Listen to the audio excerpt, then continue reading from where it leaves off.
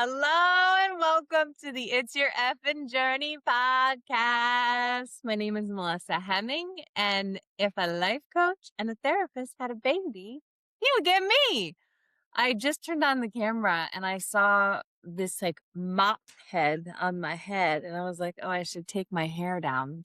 And this is what you get. This is what you get. So I had a colposcopy this morning. Oh my God, it's the worst. It's like when you need to get a biopsy of your cervix. It could be other things too. It's always a biopsy of my cervix, though.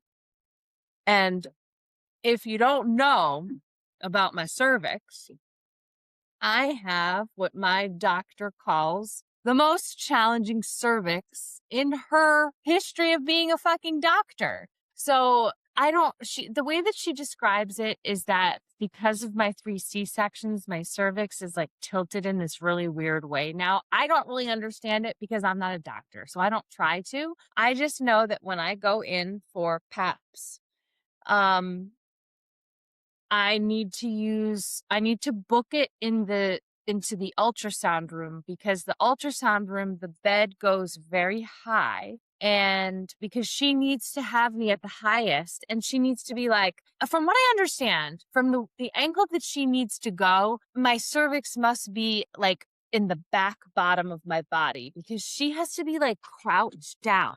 She's like, thank God I work out. We were joking today. I said, we have this saying in the body world, work out for what? Joel used to say that all the time, like functional fitness. Like, why are we doing squats? So that and there's like a reel that shows this, like what a squat does can help you do whatever in the real world. And she's like, thank God I do squats because I need to be able to do your colposcopies. And so it's just such a shit show. So if it was just, I'm not to diminish a regular colposcopy, but if you have a normal cervix, I would imagine the procedure is not that big of a deal, right? You go in, have maybe a couple uncomfortable moments, and you're on your way. I am pounded repeatedly with speculums, and she tries to get every angle that she can to get at it. And unfortunately today she couldn't get to the cervix. She couldn't get to the cervix to do the biopsy, which I was just telling my friend, was it a relief to hear that she was complete with her efforts? Yes, it was nice, because after a half an hour of that, I was ready to go. But then you're like, well, my cervix wasn't tested, and you don't want to have cancer on your cervix. So she is going to send my case over to oncology to have them take a look, see what they would recommend. She's thrown around the idea of a hysterectomy for a while just to avoid this whole repeated process. But this is what sort of my life looks like in the gynecology world. And I thought I'd share it because it's annoying, and I know other people go through this shit too. So you are not alone if you do. And I know how annoying it is, but I'm grateful to have a doctor who is very thorough and, wants to make sure that I've got nothing in there that I shouldn't have. And so I appreciate it. I appreciate it. So, I just got a text. I thought that the woman that I was dating, we weren't talking anymore, and she just texted me, and that just totally distracted me. So I should put my phone, I'm going to cover up my little phone. The dating world is so wild. Like, I really thought I'm going to share it now that we're here. I saw her the Sunday before I left for my trip, and she wanted to see me again the Wednesday before I left, but I really wasn't sure if I wanted to, and I really was getting everything ready for my trip. So I said no. She texted me Thursday, the day that I left, and said, have a great trip and have the best birthday ever. And my birthday was Saturday, but I never heard from her on my actual birthday. To me, that was like not a good thing, because I have issues with my birthday, and I like to be recognized and said happy birthday to. I think it's really fucked up when someone doesn't, who supposedly cares about you. So I never heard from her Saturday, and I thought that was it. So I was like, all right, I didn't have to have any uncomfortable conversations. I didn't have to end anything. I can just like go on my way. And now I just got a fucking text. So, okay. Well, I think, in this situation, and what I would tell anyone is, what is your gut saying? And if your gut was showing relief that that had ended, you got to pay attention to that gut. So I'm going to have to do some journaling and see what I come up with. But welcome to the podcast. What time is it? Podcast time. It's a celebration. What time is it? I don't know what this weird dance is. Podcast time. What the fuck? Okay. So I wanted to just talk I was planning on this episode just being sort of uh, what do I call them? A mishmash. I know I had an episode called Mishmash once, but I wanted to share about my trip to London because it was so amazing. I love the experiences over anything tangible, right? Like when it comes to gift giving. So when my daughter was graduating from college, I thought it would be the perfect gift to take her to London. She's been wanting to go to London for forever. And specifically, she's a big Tottenham Hotspurs fan, which is soccer to us, football to the people in England. Um, and so we went to a game. And so this was, so first of all, because a lot of people have been like, what a fucking gift. And yeah, I get it. I get it, guys. Like, it's a big fucking gift, right? It's not like throwing her a party in the backyard or, cutting her a check for $500. It was an experience. And honestly, one that was coming for her for a while. I feel like I'm a sucker for travel. So when it comes to giving my kids the gift of travel, and as I said, experiences, like I will, sign me up for all the payments, put me in a little debt. Like, I'm here for it. So Kaylin was signed up to go to Italy and Spain with her high school. I can't remember if it was her junior year or her senior year, but whatever year it was, it got canceled because of COVID. So it must have been her junior year because that would be 2020, unless it was 2021 and it still didn't happen, but whatever. Either way, Italy and Spain never happened. So, she had a trip coming to her. I encouraged her in her, undergrad years at URI to explore like study abroad opportunities, but she wasn't feeling that. So I respected that. And, we planned this trip for London to celebrate her incredible accomplishment of completing college. So we went for a long weekend. Now, I went to London for the first time when I ran the London Marathon in 2025. So, and what was funny is that sort of going into that trip, I really would have loved to have combined the marathon with a trip with her and a game and all of that, but it didn't work. There was like a game 10 days before, I think. And so it didn't work. So I knew last year when I was going to London for the marathon that I would be going to London twice. And I wasn't excited about it. I had never been to London. London was not on my bucket list. London wasn't even on my radar. I mean, I was super excited and honored to run the marathon there. But in terms of visiting, I was whatever. But I fell so hard in love with London when I went in 2025. It just, I don't know. I just fell in love with it in a way that I never expected. So once I had gone the first time, I was super excited to come back with Kaylin and show her what I had experienced and, take her to the places that she wanted to experience and, all of that. So, and I stayed at a hostel the first time I went. Now, Kaylin's a little bit bougier than I. And I talked to her about that. I'm like, hey, what do you think about staying at a hostel? And she was open to it. She just really wanted our own bathroom.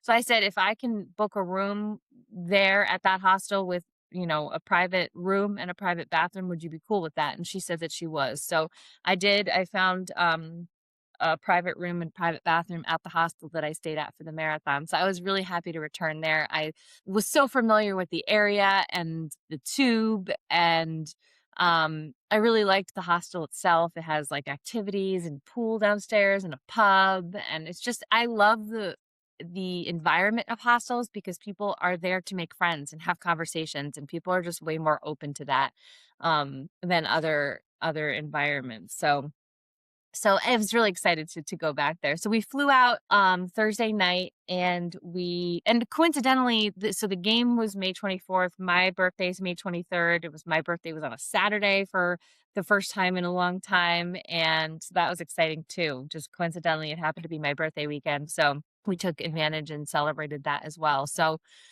we flew the overnight flight Thursday night, landed in Dublin, and then you hop on the flight from Dublin to London. And we were pretty tired when we landed just because I didn't sleep much on the planes. I didn't know how I'd feel that day. Because our trip was mainly centered around this soccer game, the Tottenham Hotspur soccer game that was going to be on Sunday. This turned into a really fucking big deal for this team. So Kaylin's been a fan of the Hotspurs since she was like 12. Soccer's been a big deal in our house in general. My ex-husband, Tucker, he's a Man City fan. Our cousins are all soccer fans, and the aunts and uncles are all soccer fans. So soccer's been a big deal, and she's watched Tottenham for forever. And what's really cool is that through social media, she actually found and met friends on Instagram from England who are also Tottenham fans.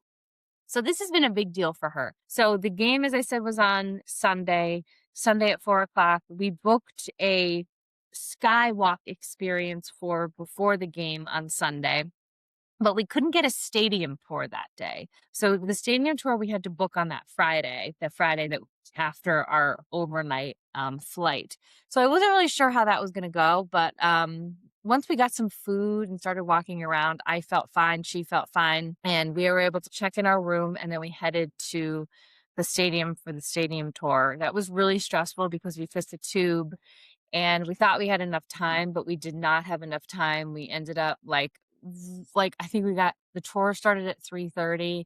We got there at like 3:35, like as the tour was starting to like walk on the tour itself. So that was terrible. My stomach was doing terrible things to me too. So this is a funny part of the story. This is why I love the app called Poop Map so much, because everybody poops, and pooping can be a fucking pain in the ass. Like if your stomach is hurting and you're shitting your brains out, like pooping is annoying, but it happens to everybody. Everybody deals with this shit. You may as well make it fucking fun. Like you may as well make a really annoying thing that you do every day fun. And that's what Poop Map does for me, because I get badges for pooping. So I was really excited for going to Berlin in September, not only to run my 6th World Major Marathon, but also because I would have gotten the pooping in 5 countries badge. But your girl was shitting her brains out on this whole day, pretty much from Thursday to Friday. And I had to poop in the airport in Dublin. I almost didn't go because we were literally boarding our flight. But I was like, you know what? I think I'll feel much better if I just go. Well, I did. And I mapped my poop on the Poop Map app, and I got the 5th country. So I have I'm going to even tell you, because that's how exciting it was for me. So that was the first Poop Map badge I got on the trip. Let me see. Okay. So it's called the Traveler Badge, and it's pooped in 5 countries, and it's epic. So I got that day, right? So then as I said, we went to brunch, checked in our hotel. I'm still pooping, like, I mean, not uncontrollably, but like more often than I would have liked, in my first day in London. It wasn't a great look. But then I got the Poop Crawl badge, drop 5 consecutive poops in different locations. Also epic. I got that badge next. So we get to Tottenham, and I pee before we start the tour, and we're in the middle of the tour, and I'm like, again, I was like, oh my God, why am I doing this? So I go, oh no, wait, I'm sorry. Wait, let's go back. Brunch. I go to the bathroom after I had brunch. I get last call pooper, drop in a bar, pub, cafe, or nightclub. Also epic. I got that badge at brunch. Tottenham. we're in the fucking team locker room. And I'm like, I gotta go to the bathroom. I say to the tour guide, hey, is there a bathroom close by? And he directs me and I go to the bathroom. And guess what I get? Fan pooper. Drop in a stadium or arena. Legendary. This is a level above epic. This is legendary. This is how legends are made. I got 4 new poop match badges just from shitting my brains out in London for the first day. So, like, that's exciting. Why? Like, this is joy-filled. This brings me happiness. So that was my first day. I was like, what is going on in the world today? So the Tottenham stadium tour was so cool. This stadium is humongous. So, and let me go back. I don't even think I finished. This is how my brain works. But I don't think I told you why that game was so important. Okay, so Tottenham had a terrible season. Terrible season. So they were so low on the rank of teams in the season that there was a chance that they were going to be relegated. Relegated means that they are not in the league that they're playing in right now. So they are in part of the Premier League, which they've been part of for years and years and years. If they lost this game that we were at, they may have been relegated out of the Premier League. So it was a big fucking deal. People were worried. They were scared. They were excited. It was very anxiety provoking. And honestly, I thought it was really cool we were going to be there for it. Before we went to England, and when I would talk to people about my upcoming trip to London, and I would tell them, like, we're going to the Tottenham game. Oftentimes they would say, why?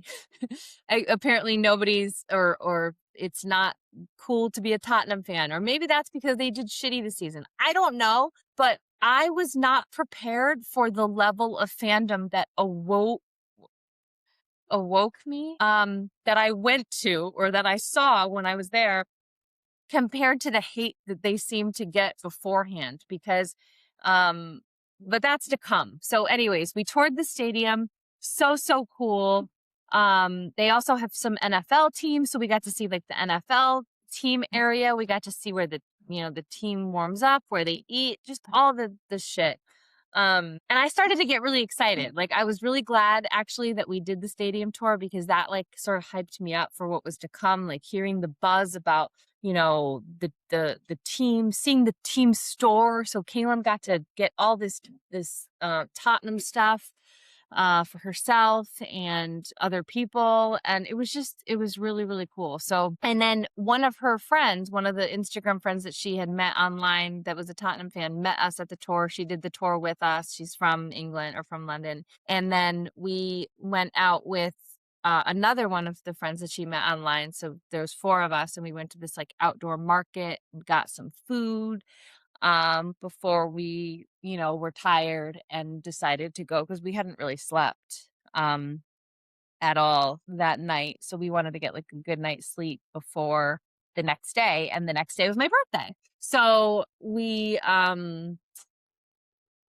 I have always wanted to do a park run in London. I did do my first park run in the States last summer. I did it in Maryland. So basically a park run is, I think it started in England, but the idea is, like, every single week they gather on Saturday mornings at the same, like, spot, and they do the same course, and they challenge, themselves by doing a better score the next, or a better pace the next time, or just do it over and over again, or whatever. Or you can go to different park runs.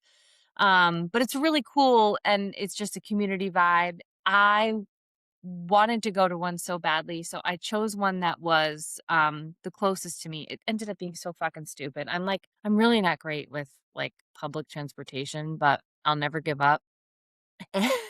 So I took the fucking tube that morning, and it just had me go, like, a totally asinine way that made no sense. All I had to do was I was trying to do 4.6 miles because it was my 46th birthday. And all I had to do was really run to the race, do the race, and run back, and I would have been way over. But instead, I took like 9 trains and ended up running to the race anyway. It was so stupid. But anyways, and it was so hot. I gotta mention that. It was so hot in London. We left a really hot week in Connecticut, and I kept joking, like, I love my little dad jokes. And I kept joking that, like, we were taking the Connecticut weather to London and then bringing it back because it was, like, hot in Connecticut when we were here. We went to London, it was hot as fuck, came back, and the hot weather came back to Connecticut again. So, and that was also the joke when we were there because when I ran the London Marathon last year, it was so fucking hot that day. That's why I have a sun tattooed on me. So I'm like, maybe I bring the sun to London. I must have said that like 50 times during our trip. Um, I'm so cheesy. It's like not so much. So so I finally get to this park run. And so I don't know where I'm going, but I finally find the park and I read that it's like one of the hilliest. But it's fine. It looks beautiful. I meet a girl in the parking lot, a Dutch girl, and I say, "Hey, where's the park run?" And she's like, "Oh, I think it's that way. I am just, grabbing my stuff and we can walk up together." So I was like, "Oh, fun." So we walked up together. She was meeting some friends there. Some of these park runs have thousands of people. Like it's unbelievable. This one had hundreds of people. So basically you have like your name in the app, and once you're done with the run, like you get a little barcode that you finish the run, and then you go to somebody else and he scans your barcode and he scans your barcode in your app and connects you to it. So you get all your data, all, the times that you've gone. So I have 2 park runs now, the one from Maryland and then the one from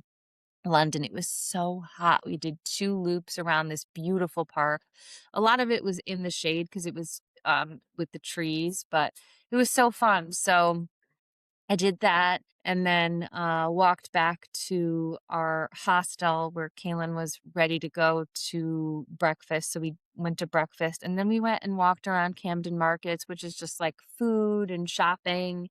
Um, Taylor Swift in London Boy has Camden Markets in the song. So there's so much Taylor Swift stuff there. Harry Styles, really cool stuff just to look at.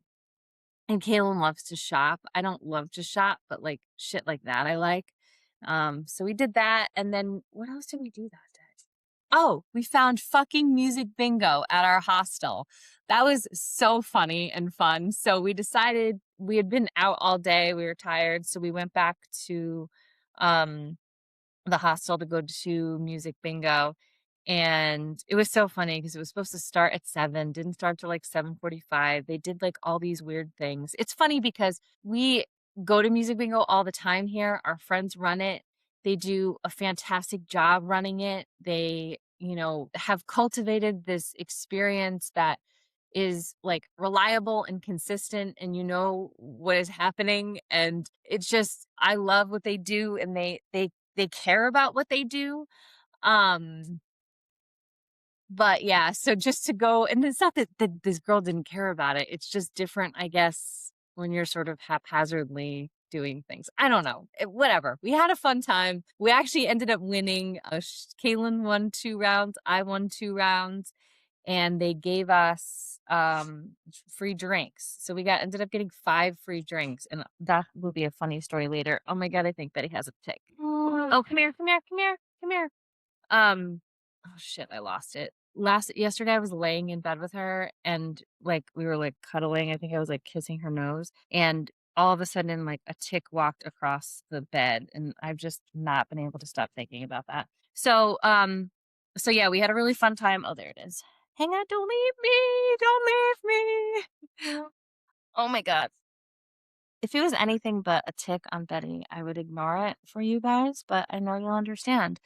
Especially because so many of you are doggy owners too, and you don't want ticks on your dog. I can't fucking find it though, so I'm gonna have to move on. So we did that. We had a great music bingo night, And then the next day was all about Tottenham. So we had to be there really fucking early. And I was glad also that we went to that stadium tour because it was really helpful in teaching us how to get to the stadium, like that made sense because yep, it was a fucking tick. Oh fuck. Because we had to get there in a certain amount of time and we did not want to be late for our event on Sunday. Don't move, Betty. So we had to be there. Our skywalk was oh God. Our skywalk was at 11:30. I got the tick. Everything's all set. Good girl, Betty. I'm so sorry. I'm so sorry. I'm so sorry.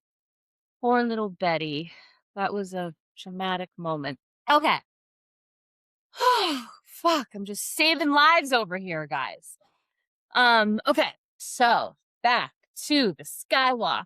Skywalk happened at 11:30 and so we had to be there at like 11:15. We got there probably like 11:20 and the skywalk was really fucking cool because what we were doing was hooking ourselves up in harnesses and walking across along the stadium. And now the um symbol of Tottenham is this cockerel. A, a cockerel. And so you go up, like you go around the building and then the big cockerel's there and you like walk across. It's fucking scary. It starts out like on like metal grate and then it becomes glass and it's over the whole stadium. And the cockerel is like right on the side of the stadium and you just see down into the stadium. It's fucking high up there and it's scary. So it was really fun though. And then they were like, you can enhance your experience and drink Prosecco at the top. And I was like, say no more. Absolutely. Sign me up for that. So we did that. It really wasn't that scary. Like, cause they were like, don't lean over the building. And I didn't know how much space there was, but there was tons of space. It's a beautiful view of London. You walk up the building and then it's so fucking hot there. And so then you stay up there for a little while walking around and then you're still in your harness.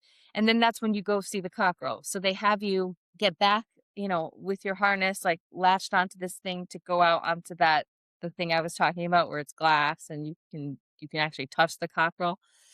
And you're out there, you're like standing out there and they're telling you these stories. It's terrifying. So and we're all on a line because we're all hooked into these latches.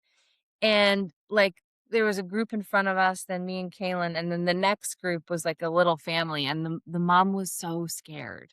And she was like, "Can I just get out?" And he was like, "No, because everyone would have to move." So he was like, "I'll tell the stories a little faster." So that was really, really cool. We, hung out for a little while and then I went down and then it was game time. So we knew that and now, okay, I'm still in the mindset of like people aren't really Tottenham fans. So like, will the stadium be filled? Probably not. It's fucking huge. I just didn't even know. I mean, and again, I am a huge soccer fan here. I go to Hartford Athletic games all the time. One of the reasons I love Hartford Athletic is because it's like, um, what's the right word? Like not a lot of drama in terms of like parking and getting in there. It's like low key, but the energy vibes in the section that I sit in the crowds the supporter section, that's what it's called. The supporter section, like the energy is like insane, right? So I'm used to like soccer on a much smaller scale. And being the people are like, why are you going there? Well, who likes Tottenham? I just didn't expect this at all. So we knew that the team was going to be pulling up and that people are often around the team as in the streets as the bus goes by. So Kaylin really wanted to go there, so we figured out where to go. Honestly, all you had to do was like listen to the fucking screaming because once we sort of headed in the right direction, all we heard was screaming. And we got over there and people are just chanting all of these Tottenham songs. Oh, some of them are songs we use at Hartford Athletic. It's just different words that they're using to fit their team. It was so cool. Like the energy was amazing. There were some scary ones. So they were singing. I know like I'm really sensitive. And I don't love some of like the violence of soccer, but they were singing like "Kick him in the fucking head" or something. I was like, "Whoa." And then they also sing about they say cunt. Um, that's not my favorite word. I don't love it when it's used. "Why are you such a fucking cunt?" or something, something like that. They also said "Yid Army." Now, I didn't this took me hours to sort of dissect. I I forget what I thought they were saying at first, but I finally had to ask Kaylin, and she said it's Yid Army. So turned out when the stadium opened, the area around was predominantly Jewish, and it was used derogatory. Is that the right way to say that? Derogatorily? I don't know.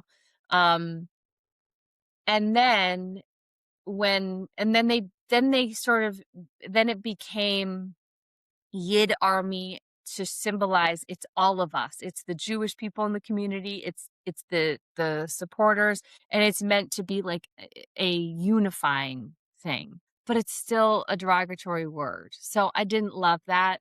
I didn't love that. So, but it's like anything, you take what's helpful or what you agree with and you leave the rest and you share about it, right? Like, so I'm not here to I don't know. I just don't like anything that is like potentially harmful to people. I'm just going to opt out of. So, wasn't a fan of that, but I didn't know that at the time. I didn't know that until we got together with some of Kaylin's friends after the game, and she told me and taught me more about that. So, when you know better, you do better, right? I'm never going to chant "Yid Army" again. I'm not going to probably say the cunt one or kick him in the fucking head. I'm just going to do the positive ones or the ones that I connect to. That's my choice. So, but anyways, so we're in the streets. There's a kid climbing up a street pole to get on the top. We're waiting for this fucking bus to come through. They're singing all these songs. At this point, I was hooked. I knew I'd like this game. I love live sporting events. I love soccer. Um, I love enthusiasm and excitement and all that shit. So I knew I'd like it, but like at this point I was like, this is fucking awesome. So the team ended up driving through. That was exciting. And then we turned around to get into the stadium.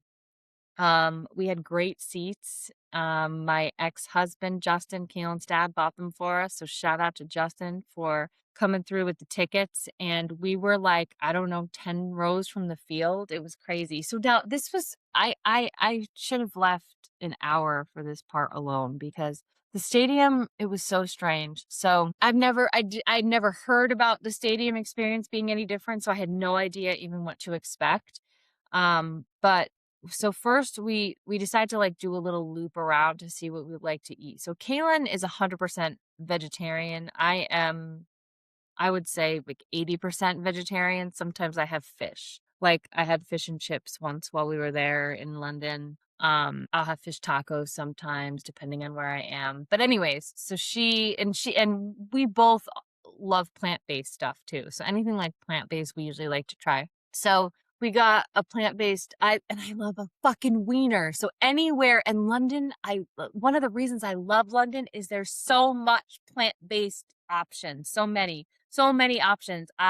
Whenever I see a wiener, I'm going to say wiener, but hot dog on a menu, you just rarely see a vegan option. London, you see them everywhere. And I just like my heart soars, my heart swells. It's just so meaningful to me to see vegan hot dogs. That's my dream, guys. That's my dream. That's why Tucker's always like, "Are you going to change your name?" And I'm like, "No, because one day I'm going to own a hot dog stand, McWeenie's, that serves vegan hot dogs. That's my dream. And big ass pickles. And pickle wieners. Like, oh my God. Yeah, this is gonna happen, guys. This is gonna happen. So yeah, so we got We got some food. She got like some sort of bagel concoction, and then there's these, I see these like delicious, they look like ciders, but every time I went to the counter, they were like, no, it's not a cider. It was very confusing. I finally found where the ciders were, and they were like, it's 2 for 1. Now, mind you, you get like, I don't even know what attacked, like with prices at arenas in Connecticut or anywhere. Like, how much are you paying for a drink? $16, $20 you can pay. You know, a specialty drink might be 30 if you're at like the Eras tour. Like, it's ridiculous. So these were, I think the cider was 7 pounds, which, let's say give or take $10, 10 US dollars, and you're getting buy one, get one free. So Kaylin got one, I got one. So we take our little drinks, we had waters, we had drinks, and we had our food, and we go to sit in our seats. Kaylin's ahead of me and walks down the stairs, and I follow her, and the guy is like, you can't bring those drinks in here. You can't bring alcohol into the stadiums in the UK, or I don't even know, maybe in London. I don't know. I don't want to inaccurately report data, but you couldn't there. You could not bring alcohol to your seat. So I was like, wait, what? So no one sits in their seats. Nobody sits in their seats until the actual event starts, because they're all fucking pounding drinks in the area that I was going to say run, because one time I did this event called Arena Attack.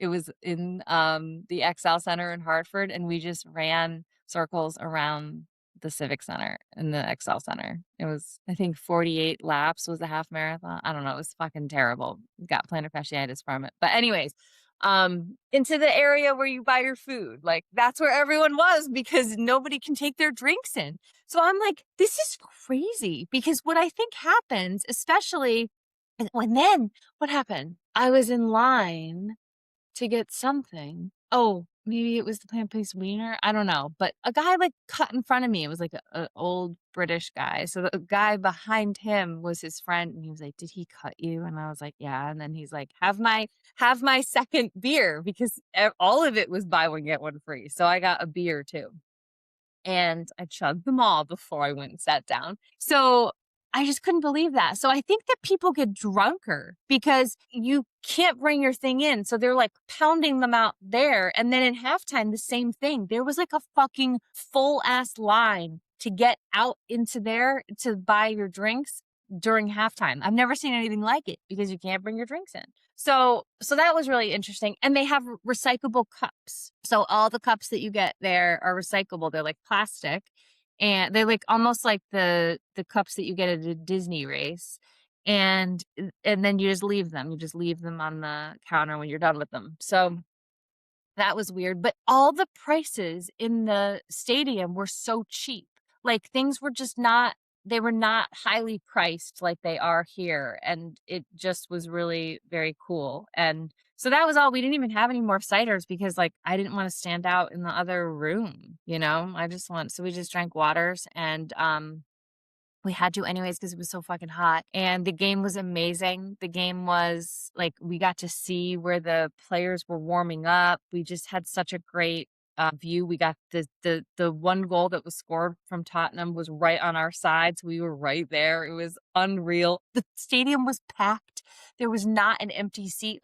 And the way that they cheer, the way that they scream, it was like Hartford Athletic times infinity. Like, I know, so Diego is my friend from Hartford Athletic who does the drums, and I met Diego actually at a Beachbody event years ago at one of our coach summits, and the reason I said hi to him was because he had a Hartford shirt on, and that's how we met him. But he has started like the supporters section and the drumming and all of that at Hartford Athletic. And talking to him, I understood that he had this vision because of how he knows soccer, or how he has experienced soccer. And I could feel it. Like, I got it then. Like, if that's the energy that you're used to coming from wherever you are and however you know soccer or football, You know, that's what he's trying to build and create, you know, this army of support and excitement. And it was so cool to watch. It really, really was. And I'm part of it now. Like I am part of it. I am a fan. I'm like, Kaylin, you gotta let me know. I would go to I would go back to a Premier League game any fucking day. Like that was so much fun. So we won 1-0. And there was another game happening, West Ham, and depending on how that team did also mattered to us in terms of the relegation. It ended up being we had more points. So even though West Ham scored, they won their game 3-0, they still got relegated. So I felt sad for them. But whatever. I learned a lot about the Premier League while I was there, and it was just so cool, like, you know, to watch her experience this dream come true. Like this is something that she has wanted for so long, and you know, to be able to help her, um you know, just to be there while that, you know, and witness it was just amazing. It was definitely one of the best mama memories that I have. So I was really grateful for the experience there with her. So and then after the game, we were going to go meet up with her friends. One of her friends works at a cinema. It's called Everyman every day. I don't know, some sort of cinema. And we went there for some drinks and some food and then went back. It was a long ass day. I mean, we were out from what, 9 o'clock in the morning. I don't think we got back till 11:30. So it was a long day. Another hot day. One thing about being in the hostel is there's no air conditioning. So that was probably the only really tough part. We did have like a jumbo giant fan in the room, and it really did help cool it off, but I could have definitely used some AC at night. There's just a lot of showering going on. But yeah, so then the next day was our last day, and we used that we slept in. I think we slept in till like 10, and then we headed to central London where, you know, so she could see Big Ben and the London Eye, and we strolled like South Bay, is it called? South Bay. There was just like shops. There was this one portion of it that was like under a bridge and you could just look through like artwork and books, and it had such a nice breeze because it was so hot. I could have stayed there forever.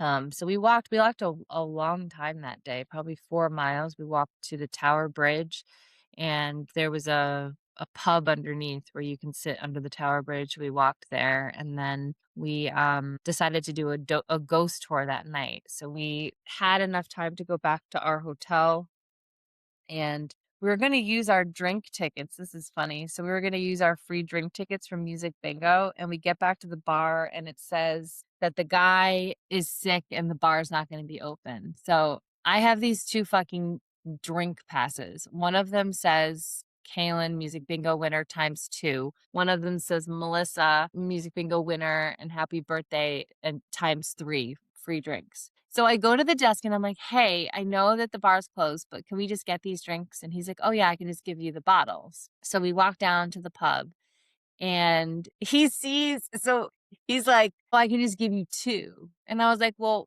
we earned 5. And he was like, I got to ask someone. So he like takes a picture and sends it to some sort of group chat. And meanwhile, I'm like, we have like 45 minutes. We're never going to be able to drink 5 drinks anyway. And for some reason, I didn't even think like, let me get 2 now and we'll get 3 later. Like that didn't even go through my mind. So anyways, he ends up saying yes.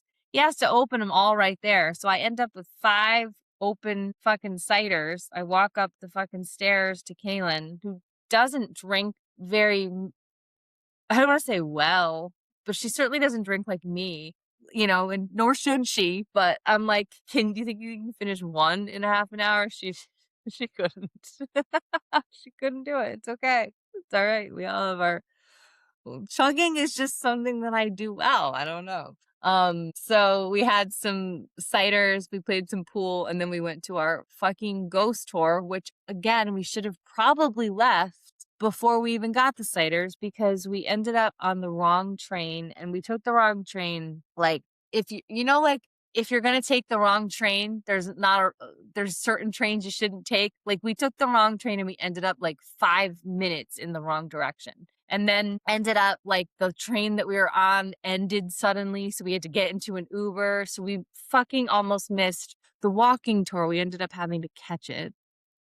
And that was a ghost tour. So it was good. It was I've had better ghost tours, but it was fun, to hear some of the things and, talk to the tour guide. I actually talked to the tour guide a lot about like US politics and politics in England right now, and she was saying that for the World Cup she put like flags on her window, but she wanted to be sure not to do an England flag because an England flag right now can symbolize anti-trans and anti-immigrant.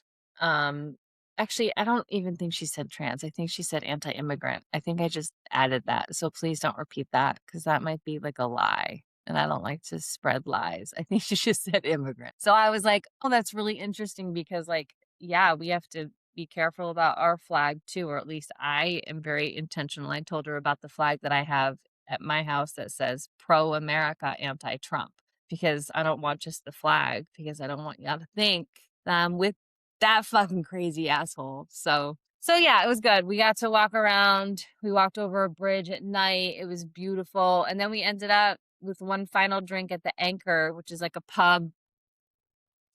Oh, we also did like a prison tour that day when we were walking. That was fun. We had a fun little day. And so yeah, so we went and did that and then got back to our place and took off the next day. Uh no travel drama at all. We actually were so I am like my fucking father when it comes to being at the airport flights. It's ridiculous. I wish I could be another way. Like, I don't even, because it just makes me feel better. If I'm just sitting at the airport, I'm fine with that. I'm really fine with that.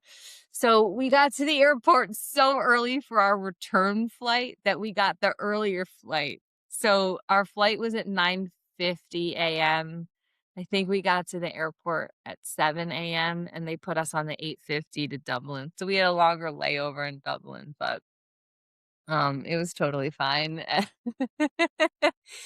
Yeah, and we got back and that was that. Another trip in the books, another wonderful time had, and I'm just so grateful for it. And I got to be real. This is my podcast and I have to always show y'all the real and the authentic. And I just laugh because this fucking year is I'm spending a lot of money on travel this year and I don't regret it at all. I just am sometimes like, what the fuck am I thinking?